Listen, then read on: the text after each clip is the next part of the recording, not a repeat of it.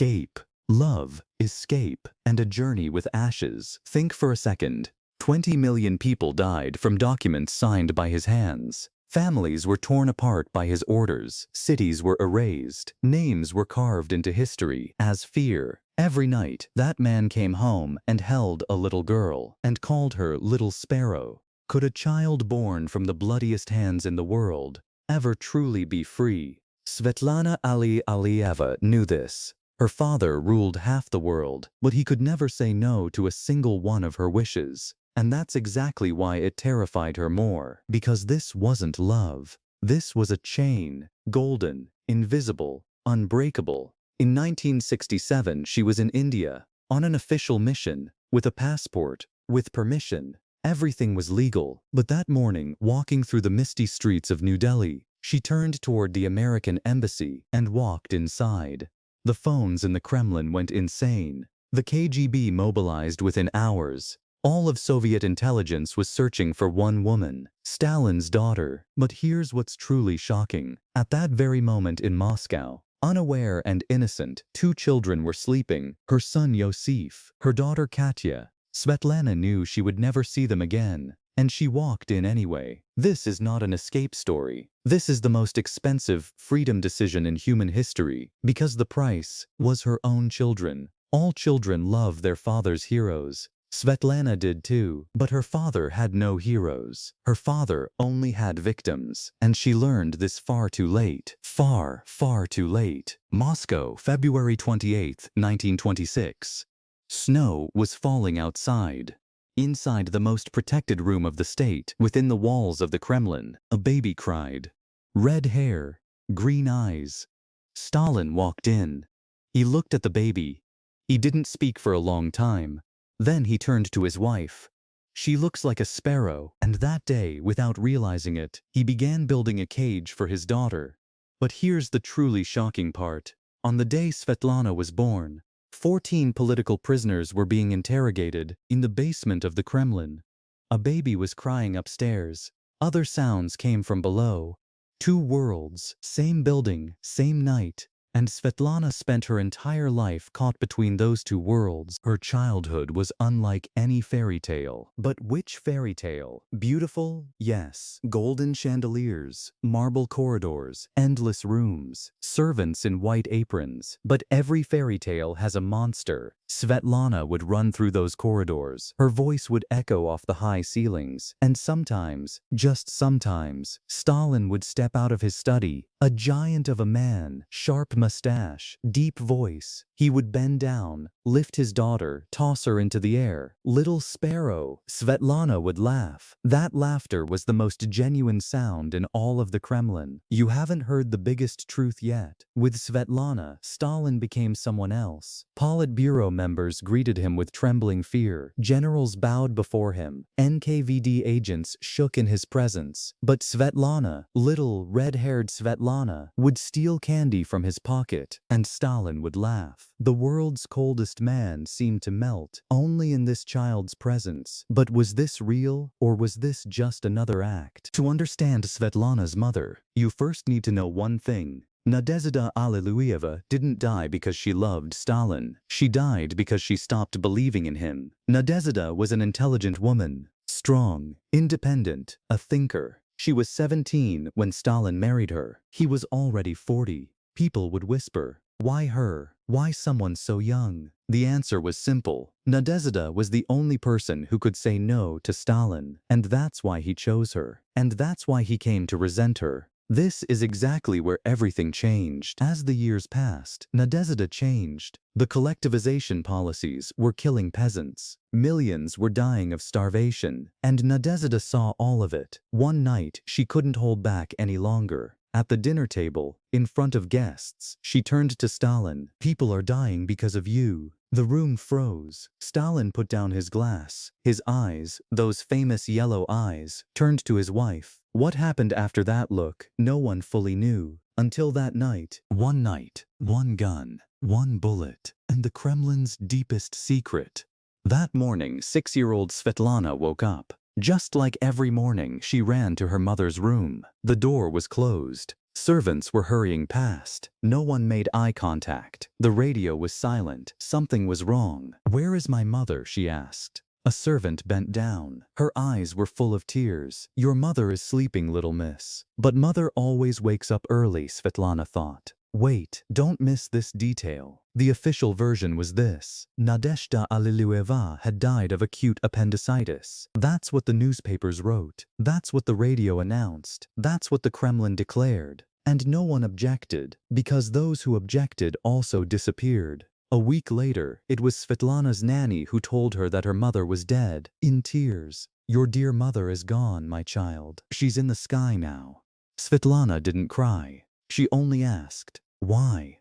No answer came. That question remained unanswered for the rest of her life. Svetlana learned the truth much later. Years had passed. She was young now, at university, and one day a friend, recklessly, fearlessly, whispered, "Your mother shot herself." Everyone knows, but no one says it. Svetlana went home that day. She walked into her father's study. Stalin was sitting at his desk, looking at papers. Svetlana stood before him. "How did my mother die?" she said. Silence. Stalin put down his pen. He looked at his daughter for a long time. Then, just once, a single sentence, "She abandoned us," he said. He got up, left the room, and never spoke of it again. "You won't believe this. Nadezhda had left a suicide note." Stalin read it. He showed it to no one. He told no one. That letter is still missing today. What was written in that letter? Was it just the last words of a woman? Or was it a confession of an entire system? As if losing her mother wasn't enough, Svetlana lost something else. Her father. Yes, Stalin was alive. Yes, he still said, "Little sparrow." Yes, he still sometimes held her. But he was different now. After Nadezhda died, Stalin shut down. He withdrew, grew cold, pulled away. He would sit at the table without saying a word. On holidays, they'd be side by side, but the distance between them was measured in miles. Svetlana would try to look into her father's eyes, but those eyes no longer reflected anything, as if someone inside had turned off the lights. What would you have done? How would you have looked at someone who loved you, but also suffocated you? Svetlana learned one thing during those years. Being beside the world's most powerful man is the deepest loneliness of all. You can run toward freedom while carrying a man's ashes. Did that ever cross your mind?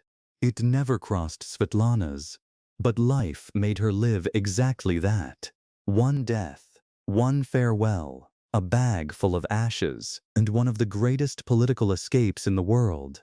You won't believe this. Svetlana Alliluyeva did not open the door to freedom with her own hands. That door was cracked open by the death of a man she loved. Moscow, 1942. The war was burning the shores. Death reports were coming from the front. The Kremlin was dark and tense. And right in the heart of that darkness, 16-year-old Svetlana saw Alexei Kapler. He was 40 years old, a film director, renowned, striking, dangerously intelligent. But it wasn't his looks or his fame that captivated Svetlana. It was his freedom. Kapler spoke differently, uncensored, fearless, real. He had her read Hemingway. He told her about Churchill's speeches. He showed her Van Gogh's paintings. "The world is so much bigger than you know," he said. And Svetlana, who had grown up in the Kremlin's golden cage, saw that cage for the very first time. She felt that she had wings. This is exactly where everything changed. The letters began. Secret, thrilling, innocent. But nothing in the Kremlin could remain secret. One morning, Stalin was sitting at his desk. In front of him, his daughter's letters. He had read every single one, every word.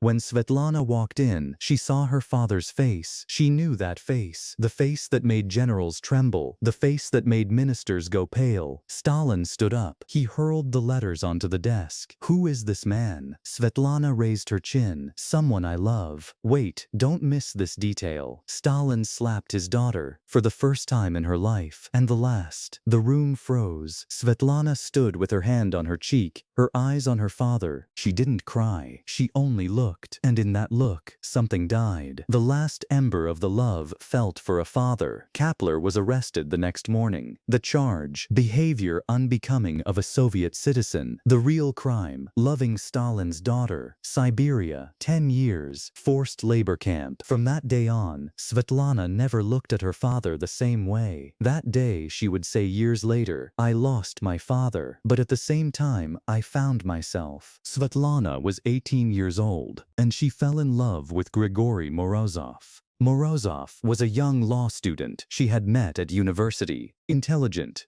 ordinary, safe. The complete opposite of Kapler. Perhaps that was exactly why. When she said she wanted to marry him, Stalin said just one word: don't. Why? Because Morozov was Jewish. Stalin's anti-Semitism was a dark reality of Soviet policy in those years. But Svetlana didn't listen. For the first time, she openly defied her father. She married him. But here's the truly shocking part.